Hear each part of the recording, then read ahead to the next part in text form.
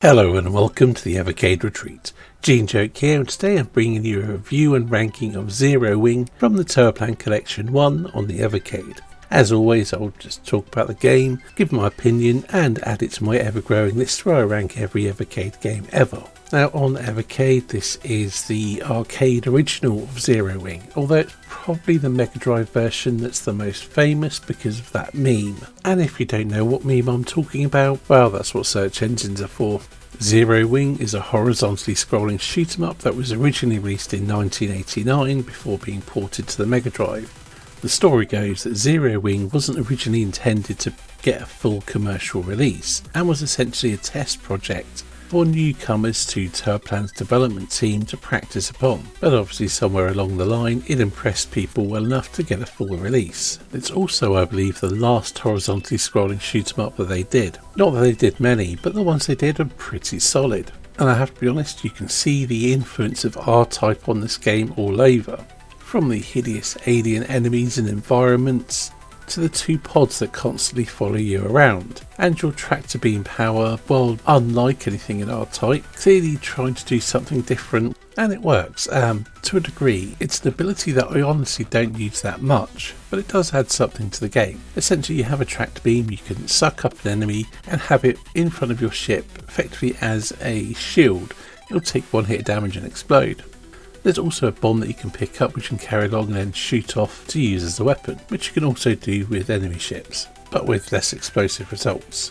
The weapon selection is quite limited, with your standard blasts, lasers and homing weapons. Each one can power up, and there's also speed increases as well. Once you've maxed out on power-ups and speed, then you'll just get points bonuses from collecting them. The game has some decent graphics for the time, some nicely detailed backgrounds and enemies. There's also some very distinct looking bosses and mid-bosses, as most levels do have a mid-boss as well as an end of stage boss. The FM synth soundtrack is generally very good, a couple of absolute bangers there, and the rest is all decent at the very least. And sound effects are very much your typical laser and blast sounds as you'd expect from the era. It is an absolutely solid shooter and can be pretty damn challenging. A year or two back, myself and a few others tried to do a 1 credit clear on it. Essentially we were playing it most days, talking online about it and sharing our progress. And while to my knowledge none of us actually succeeded in a 1 credit clear, we did make a good dent in it. I think I got to about stage 6 on 1 credit, but until today when I was recording footage for this video, I hadn't played it in a while, and yeah, I'm a bit rusty. But this is one of those arcade games that allows you to continue from exactly where you died, no checkpoints here, so it is quite easy to coin feed your way through.